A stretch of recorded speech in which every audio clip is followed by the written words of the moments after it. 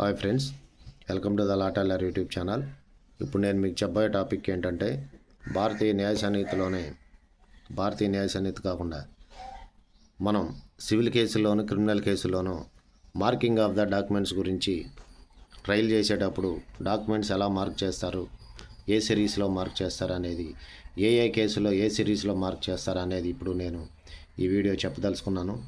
అలాగే సివిల్ కేసుల్లో ప్లెయింటిఫ్ ఏదైనా దావా ఫైల్ చేసినప్పుడు సివిల్ దావాలో ప్లెయింటిఫ్ చీఫ్ ఎగ్జామినేషన్ చేసే క్రమంలో ఆయన ప్రవేశపెట్టి కోర్టులో ప్రొడ్యూస్ చేసినటువంటి ఆ డాక్యుమెంట్స్ని కానీ వాటిని ఎగ్జిబిట్ ఏ సిరీస్గా A1, A2, A3 అలా ఎన్ని డాక్యుమెంట్స్ ఉంటే అన్నింటినీ ఎగ్జిబిట్ ఏ సిరీస్గా మార్క్ చేస్తారు.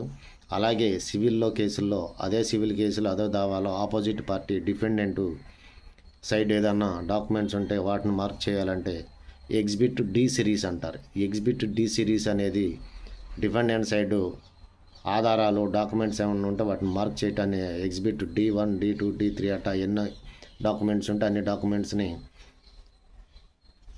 ఎగ్జిబిట్స్గా మార్క్ చేయడానికి డిఫెండెంట్ సైడ్ డి సిరీస్గా మార్క్ చేస్తారు. అదేవిధంగా సివిల్లో థర్డ్ పర్సన్ ఉంటారు. ఎవరైనా ఆ సివిల్ కేసుల్లో అడ్వకేట్ కమిషనర్కి వెళ్ళి వాళ్ళు రిపోర్ట్ ఫైల్ చేయటం, అలాగే వాళ్ళు సాక్ష్యం చెప్పేటప్పుడు వాళ్ళ దగ్గర ఉన్నటువంటి ఏమైనా డాక్యుమెంట్స్ ఉంటే వాటిని ప్రొడ్యూస్ చేయటాన్ని ఈ థర్డ్ పార్టీగా ఎగ్జిబిట్స్గా ఈ సివిల్ కేసులు ఏం చూపిస్తారంటే ఎక్స్ సిరీస్గా X1, X2, X3గా ఈ ఎక్స్ సిరీస్గా ఈ యొక్క సివిల్ కేసుల్లో ఎగ్జిబిట్స్గా మార్క్స్ చేయడం జరుగుతుంది. అలాగే క్రిమినల్ కేసుల్లో ఎగ్జిబిట్ P1 అంటే ప్రాసిక్యూషన్ సైడ్ ఎవిడెన్స్ 1గా ఎగ్జిబిట్ P1, P2, P3గా క్రిమినల్ కేసులో ఎగ్జిబిట్స్గా మార్క్ చేస్తారు. అలాగే ఆపోజిట్ పార్టీ డిఫెన్స్ సైడ్ వచ్చేసి ఎగ్జిబిట్ డి సిరీస్గా D1, D2, D3గా ఇలా సిరీస్లుగా మార్క్ చేయడం జరుగుతుంది. ఫ్రెండ్స్, ఈ మార్క్స్ అనేది ఎగ్జిబిట్స్ అనేది సివిల్ క్రిమినల్ కేసుల్లో పూర్తిగా ట్రయల్ చేసేటప్పుడు ఈ కేసులకు సంబంధించి ఎగ్జిబిట్స్ సిరీస్ ఎలా మార్క్ చేయాలో వాటిని చట్టం అనేది చెప్పడం జరుగుతుంది. So friends, please subscribe my channel. మరో వీడియోతో మళ్ళా కలుస్తాను.